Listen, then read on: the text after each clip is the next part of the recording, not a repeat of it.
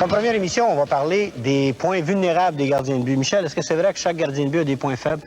Il y a certains soirs, Claude, réellement, ils n'en ont pas de points faibles. Mais généralement, il y a 4 points faibles où qu'on doit lancer généralement. On va également parler des positions en zone offensive ou lancée. Il y a des endroits où tu es obligé de lancer, quoi? Oui, moi, spécifiquement, lorsqu'on est à l'avant du but ou dans les alentours, il y a des endroits où il faut absolument lancer. Il y en a d'autres que c'est préférable de passer. Michel, tu m'as parlé que chaque gardien de but a peut-être 4 points faibles. Ils sont situés à quel endroit? Oui, pour moi, je préfère toujours le côté du bâton sur la patinoire, au-dessus du gant. Je pense que il y a les 4 coins du but qui restent, que c'est les 4 points majeurs. Mais pour moi, ce que je préfère, c'est du côté du bâton. OK, mais ça, c'est en général. Je suppose que le style du gardien de but aussi influence ta décision. Parce qu'on se souvient, dans l'ancien temps, si tu veux, Glenard, avec son style papillon, bloquait très bien le bas du filet. Est-ce que tu dois t'ajuster selon le gardien de but adversaire? Oui, il faut s'ajuster, surtout lorsqu'un gardien de but a le style papillon. Et, entre les jambes est un point que je remarque beaucoup. Ou un gardien qui ferme les jambières et qui charge le lanceur. Alors, je pense que c'est très important d'étudier le gardien de but.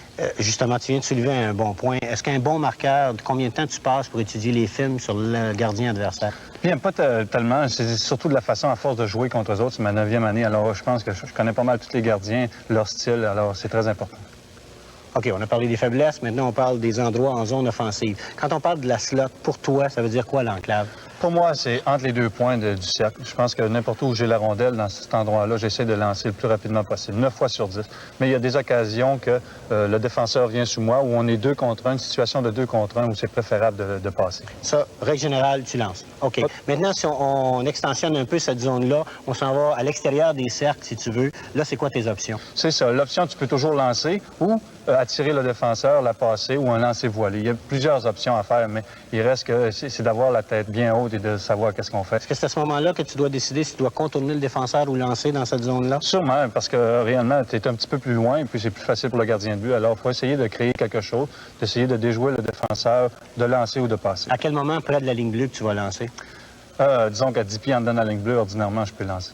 Alors, Michel, on a étudié le gardien de but. C'est très important d'étudier le gardien de but, ses faiblesses, de savoir où lancer et aussi de savoir où lancer quand tu es n'importe où un peu sur la patinoire. Merci beaucoup. Plaisir.